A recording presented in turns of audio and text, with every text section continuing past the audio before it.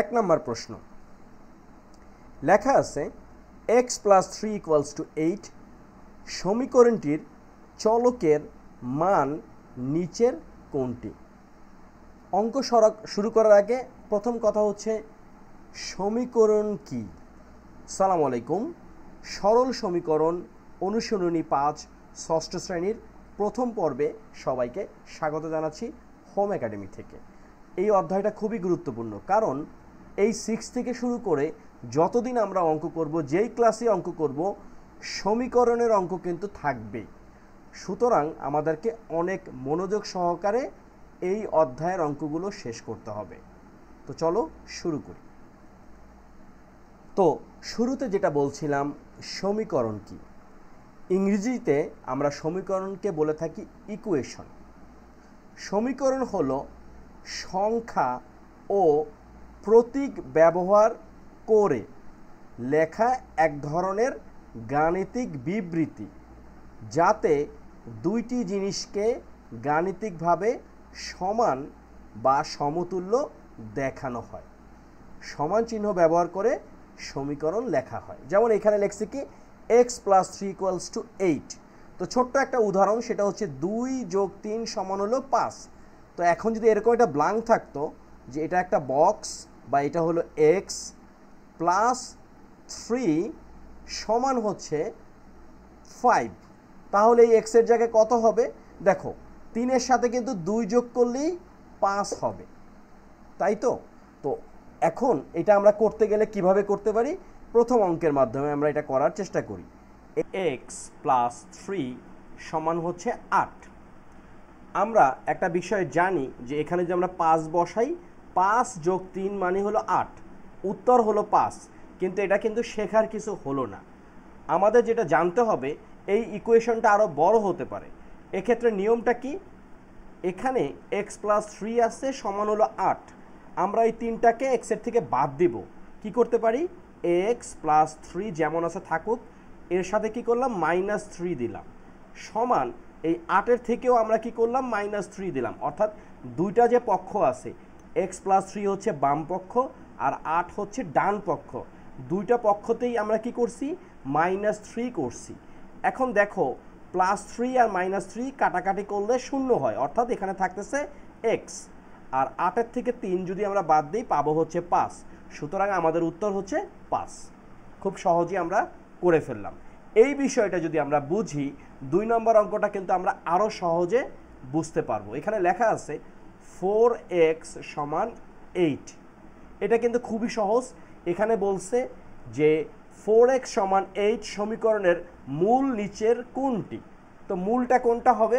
লক্ষ্য করো, 4x আর এখানে 8, আমরা যদি উভয় পক্ষে 4 দ্বারা ভাগ করি, অর্থাৎ 4x / 4 = 8/4। তো 4 আর 4 কাটাকাটি গেল, আর 8কে 4 দ্বারা ভাগ করলে পাবো 2। সুতরাং এখানে আমরা x সমান কত পাচ্ছি? 2। তাহলে এটা হচ্ছে ক নাম্বার, উত্তর 2। 3 নম্বর অঙ্কটা। 3 নম্বর অঙ্কের মাধ্যমে কিন্তু আমরা একটু গভীরে যাচ্ছি। লেখা আছে ম্যাক এর টাকা মেরির টাকার দ্বিগুণ, তাদের দুইজনের মোট 30 টাকা আছে, মেরির কত টাকা আছে? তো আমরা একটু ধাপে ধাপে চিন্তা করি। ম্যাক এর টাকা মেরির টাকার দ্বিগুণ, সুতরাং মেরির টাকা আমরা ধরলাম x। তাহলে ম্যাকের কত হবে? ম্যাকের টাকা হবে যেহেতু মেরির টাকার দ্বিগুণ, অর্থাৎ 2x। এখন বলছে তাদের দুইজনের মোট টাকা হলো 30 টাকা, তার মানে x + 2x সমান হলো 30 টাকা। তো এই দুটাকে যদি আমরা যোগ করি, হবে 3x সমান হলো 30 টাকা। এখন উভয় পক্ষ যদি আমরা 3 দ্বারা ভাগ করি, অর্থাৎ 3x / 3 = 30/3। তো এই 3 আর 3 কাটা, আর 3 × 10 = 30। আমরা যেটা পাচ্ছি সেটা হলো x সমান 10 টাকা। x টাকার মেরির। এখানে কি বলছে? মেরির কত টাকা আছে? মেরির আছে 10 টাকা। কিন্তু প্রশ্নটা যদি এমন হতো যে ম্যাকের কত টাকা আছে, তাহলে ম্যাকের হতো কয় টাকা? যেহেতু মেরির টাকার দ্বিগুণ, ম্যাকের হতো তাহলে 20 টাকা।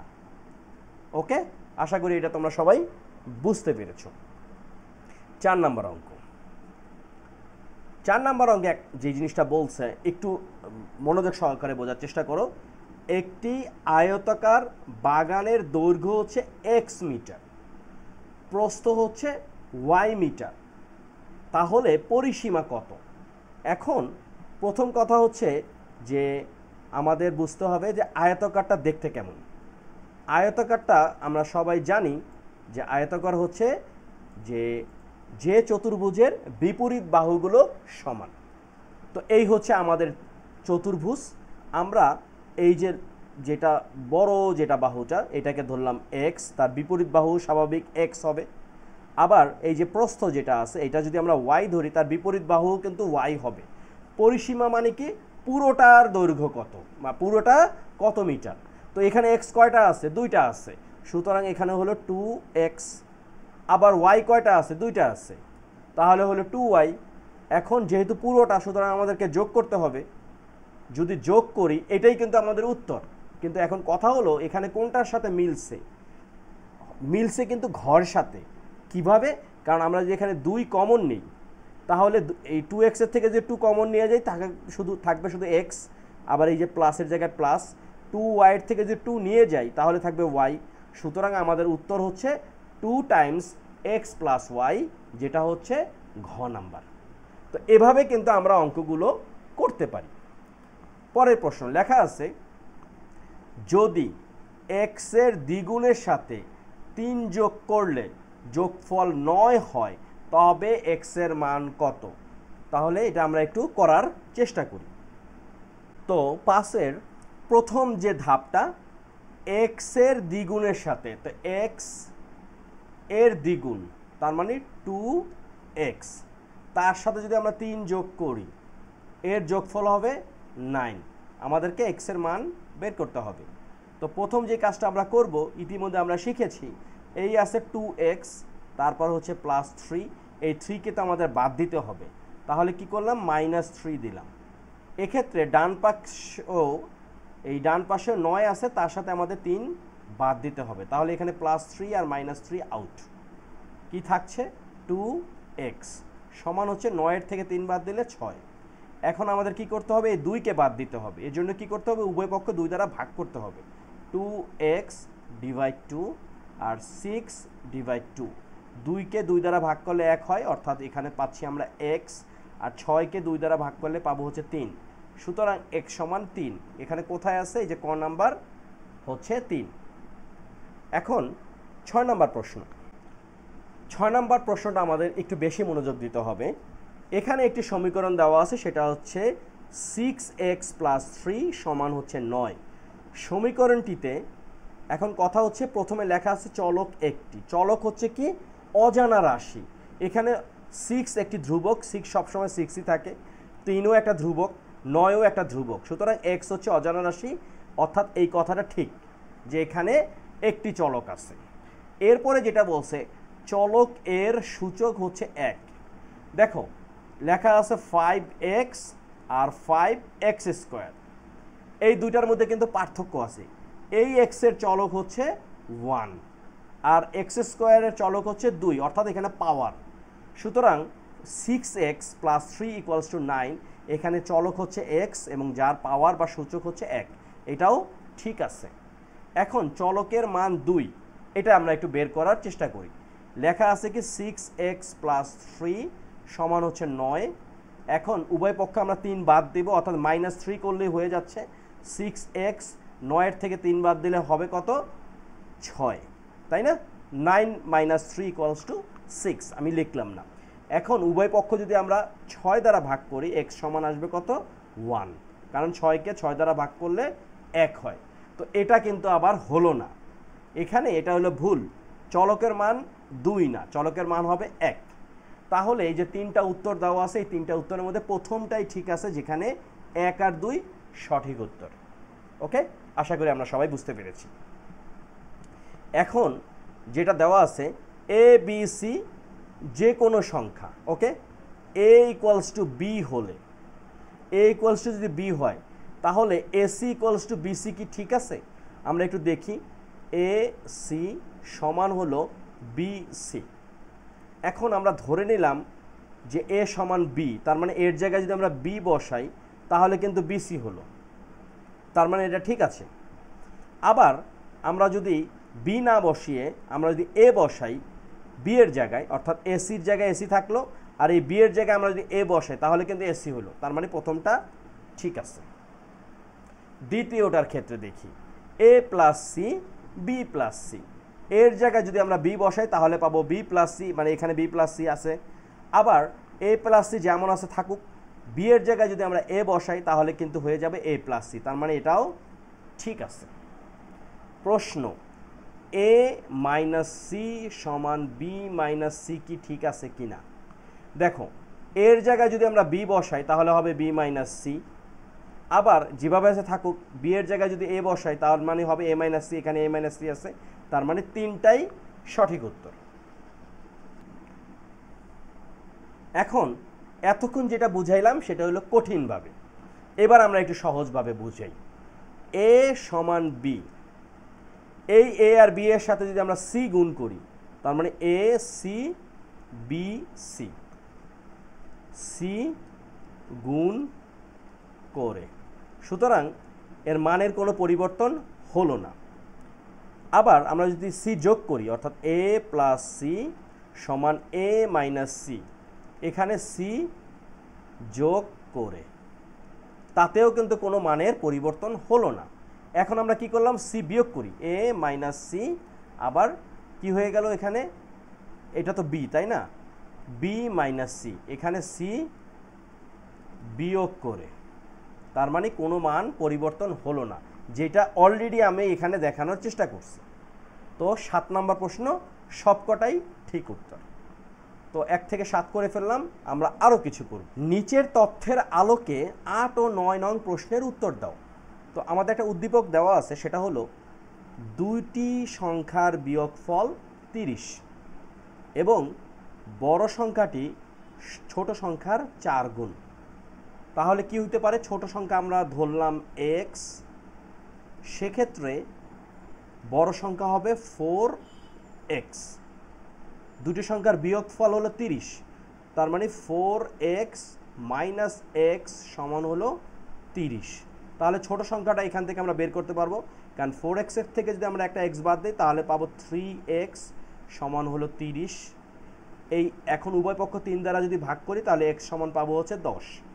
তার মানে ছোট সংখ্যা যদি 10 হয় তাহলে বড় সংখ্যা হবে কত, 40, তাই না, কারণ যেহেতু 4 গুণ। এখন বড় সংখ্যা ও ছোট সংখ্যার অনুপাত কত হবে? অনুপাত হবে বড় সংখ্যা, অনুপাত মানে কি, অনুপাত মানে হলো ভাগ, তার মানে বড় সংখ্যাকে ছোট সংখ্যা দ্বারা ভাগ করলে এটা হলো একটা অনুপাত, মানে 40:10, এইটাকে বলা হয় ইস টু। অথবা আমরা লিখতে পারি 40/10। তো আমরা যদি কাটাকাটি করি 4×10 40, অর্থাৎ 4 আর 1, এইভাবে হচ্ছে 4/1, এটাকে আমরা লিখতে পারি 4:1। তো কোথায় আছে এটা, ঘ নাম্বার 4:1। আমরা আশা করি এটা সবাই বুঝতে পেরেছি। এখন পরের প্রশ্নটা কি, যেহেতু আমাদের দুটো প্রশ্ন সমাধান করতে বলছে, ছোট সংখ্যাটি কত অলরেডি বের করে ফেলছি, সেটা হচ্ছে 10। তো আমাদের যদি প্রশ্ন এরকম থাকতো যে বড় সংখ্যাটি কত, তাহলে হতো কত, 40। 10 নাম্বার, দেখতে কিছুটা কথার অঙ্কের মতন। বিমল দোকান থেকে মোট 30 টাকায় একটি খাতা ও একটি পেন্সিল কিনল। পেন্সিলের দাম x টাকা এবং খাতার দাম পেন্সিলের দামের দ্বিগুণ। নিচের তথ্যগুলো লক্ষ্য করো। আচ্ছা, এখানে হবে দাম, ওকে। আচ্ছা, এখন আমরা একটু জাস্টিফাই করার চেষ্টা করি। প্রথম কথা হচ্ছে গিয়ে একটি খাতা এবং একটি পেন্সিল কিনলো, এবং যেটার দাম হচ্ছে গিয়ে মোট 30 টাকা, ওকে। এখন পেন্সিলের দাম যদি x টাকা হয়, যোগ যেহেতু দুটা মিলে খাতার দাম হচ্ছে গিয়ে পেন্সিলের দামের দ্বিগুণ, অর্থাৎ 2x। এখন আমাদের যেটা হবে সেটা হলো যে x + 2x হচ্ছে গিয়ে কি, কার দাম, x + 2x হচ্ছে গিয়ে একটি খাতা ও একটি পেন্সিল এর দাম। তাহলে যেটা আমরা দেখতে পাচ্ছি 2x প্লাস এক্স, খাতার দাম হচ্ছে গিয়ে 3x, কিন্তু খাতার দাম কিন্তু পেন্সিলের দামের দ্বিগুণ, সুতরাং 3x হবে না, 2x হবে, অর্থাৎ এটা রং। প্রশ্ন মতে সমীকরণ x plus 2x equals to 30। দেখো আমরা অলরেডি বের করে রাখছি x plus 2x equals to 30, অর্থাৎ এটা ঠিক আছে। এখন খাতার দাম 20 টাকা হলে পেন্সিলের দাম হচ্ছে 10 টাকা। এখন খাতার দাম, অর্থাৎ খাতার দাম কিন্তু পেন্সিলের দামের দ্বিগুণ, অর্থাৎ পেন্সিলের দাম যদি 10 টাকা হয় তাহলে খাতার দাম তো কি হবে, 20 টাকাই হবে, মানে খাতার দাম পেন্সিলের দাম দ্বিগুণ, সুতরাং এটাও ঠিক আছে। সুতরাং আমরা দেখতে পাচ্ছি আমাদের রাইট অ্যান্সার হচ্ছে 2 এবং 3। সুতরাং এখানে 2 আর 3 কোথায় আছে, এই যে গ নাম্বার, যেটা হলো 2 ও 3। ওকে, তার মানে আমাদের সমীকরণটাও ঠিক আছে, খাতার দাম আর পেন্সিলের দামও ঠিক আছে। প্রথমটা খাতার দাম 3x, এটা ঠিক নাই। এই প্রশ্নগুলো বেশ গুরুত্বপূর্ণ এবং আমাদের ভালোভাবে লক্ষ্য রাখতে হবে। 11 নম্বর প্রশ্ন লেখা আছে দুইটি স্বাভাবিক সংখ্যার যোগফল 24। কথা হলো স্বাভাবিক সংখ্যা কি? স্বাভাবিক সংখ্যা হলো যেই সংখ্যাগুলো ভগ্নাংশ না, অর্থাৎ কোনো ধরনের দশমিক নেই। ওকে, এবং দুটি স্বাভাবিক সংখ্যার যোগফল হচ্ছে 24। ধরে নিলাম একটা স্বাভাবিক সংখ্যা হচ্ছে x আর একটা হচ্ছে y, দুইটাকে যোগ করে আমরা পেলাম হচ্ছে 24। প্রথম প্রশ্ন, একটি সংখ্যা 8 হলে অপর সংখ্যাটি নিচের কোনটি? দেখো ধরে নিলাম একটা সংখ্যা 8, মানে x হচ্ছে 8, অপর সংখ্যা তো y যেটা আছে সেটাই থাকলো 24। এখন y এর মানটা আমরা কিভাবে বের করব? উভয় পক্ষে আমরা 8কে বাদ দিব, অর্থাৎ 8 প্লাস y মাইনাস 8, আর এখানে হচ্ছে 24 মাইনাস 8। তাহলে কি দাঁড়াচ্ছে? y, এই 8 আর মাইনাস 8 আউট, 24-এর থেকে 8 বাদ দিলে 16। তার মানে আমাদের প্রথম প্রশ্নের উত্তর হচ্ছে 16। কিভাবে?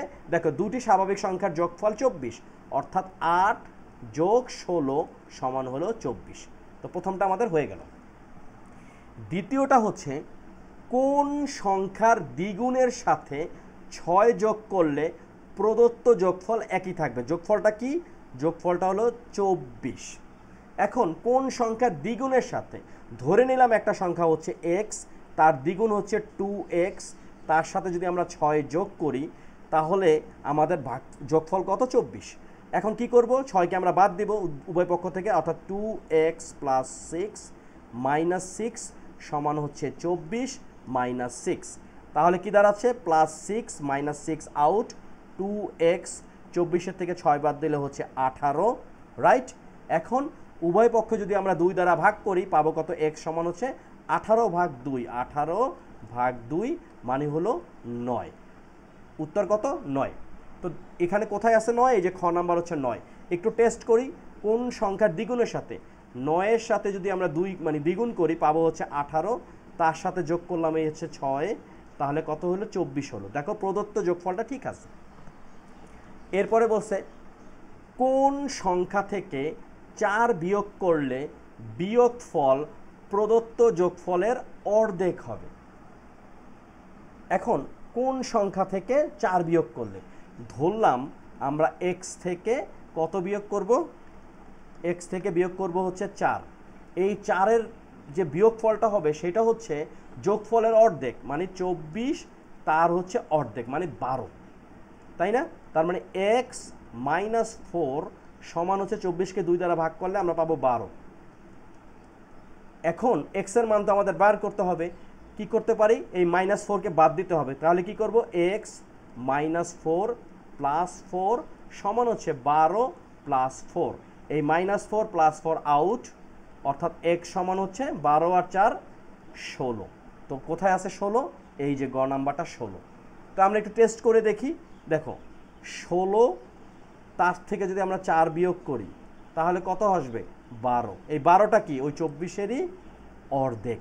ওকে, তার মানে আমাদের 11টা প্রশ্নের উত্তর প্রথম পর্ব অনুসরণী 5 ষষ্ঠ শ্রেণীর সরল সমীকরণ গণিত আমরা শেষ করলাম। 11টা এমসিকিউ প্রশ্ন। এই 11টা অঙ্ক যদি আমরা ভালো মতন বুঝি, পরবর্তীতে সরল সমীকরণ আমাদের খুব একটা কঠিন মনে হবে না। তো তোমরা সবাই ভালো থাকো, সুস্থ থাকো, আর যদি মনে করো ভিডিওটা কাজে লাগছে প্লিজ সাবস্ক্রাইব করবে। Thank you.